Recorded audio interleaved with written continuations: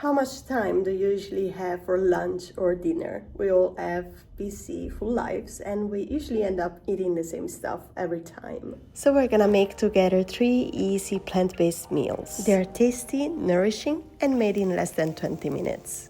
Hi everyone, my name is Jojo and welcome to this space where I share easy plant-based vegan recipes. I don't know if you know, but I'm Italian. I love pasta and it's actually a pretty handy ingredient because you can make it in a few minutes and you can have fun with it by switching up the ingredients each time. I'm gonna use whole grain rigatoni, but feel free to choose your favorite pasta. You can also use legume-based pasta if you want to boost the protein content. Then you'll need some cooked peas. Frozen ones work perfectly. You just have to defrost them first. Tofu will be essential for this recipe. And then to add flavors, you need nutritional yeast, lemon zest and juice, and optionally some garlic. In the end, add a handful of nuts for a nice crunch. So bring a large pot of salted water to a boil. Cook the pasta al dente for about 3 minutes less than the time indicated on the package. While the pasta is cooking, let's prepare the sauce. In a blender, add tofu, peas, nutritional yeast, lemon zest and juice, a pinch of salt, and if you like, some olive oil and garlic. Blend everything until smooth.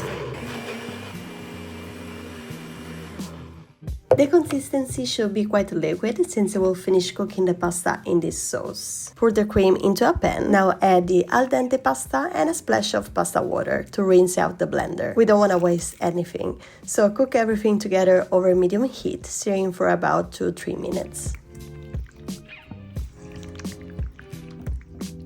You will end up with a creamy, delicious and nourishing pasta. For a bit of crunch, you can top it with some chopped walnuts.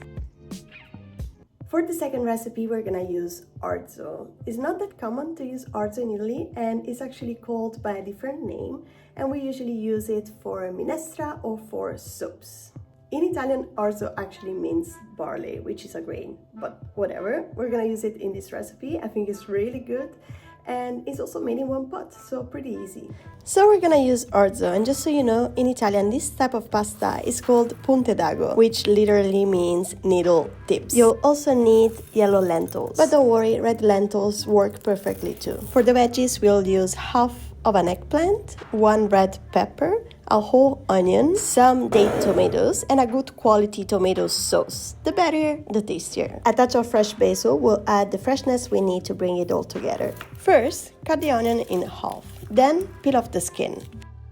Slice each off lengthwise into 4 sections. Then, turn them and cut across to create smaller pieces. This is how I get onion chunks just the right size for me. Add some oil to a pan and toss in the onions, letting them cook until golden.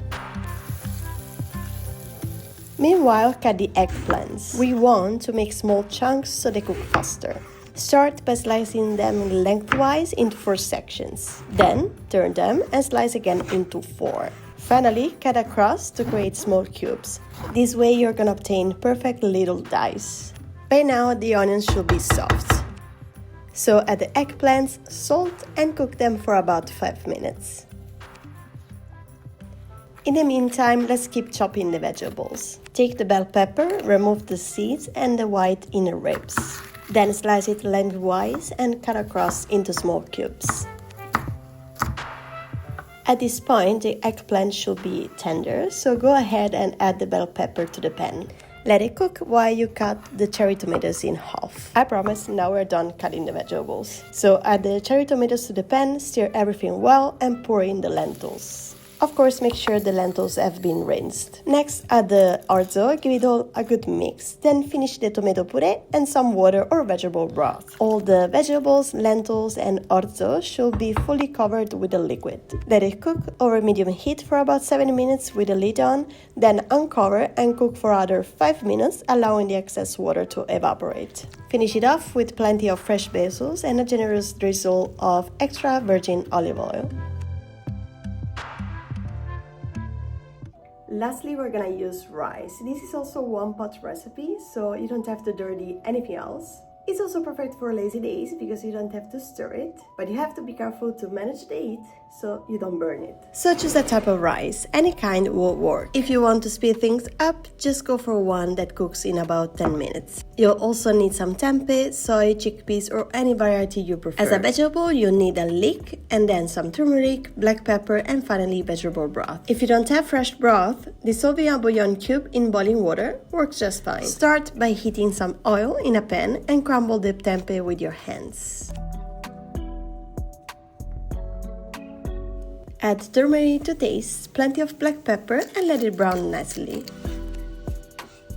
Meanwhile, take a leek and cut it in half crosswise. Then, cut the top half lengthwise into two again. You'll notice it's quite dirty inside, so be sure to wash it between the layers. Finally, slice it into very thin stripes.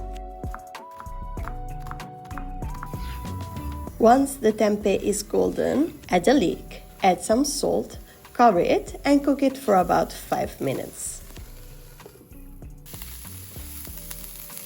Finally, add the rice and enough vegetable broth, just to cover the rice and the vegetables. Stir everything gently, cover it, and cook over medium heat for 15 minutes without stirring. Make sure to use a non-stick pan. This way the rice will have a delicious crispy crust on the bottom. That's all for today. Let me know what you think and see you next time for another recipe.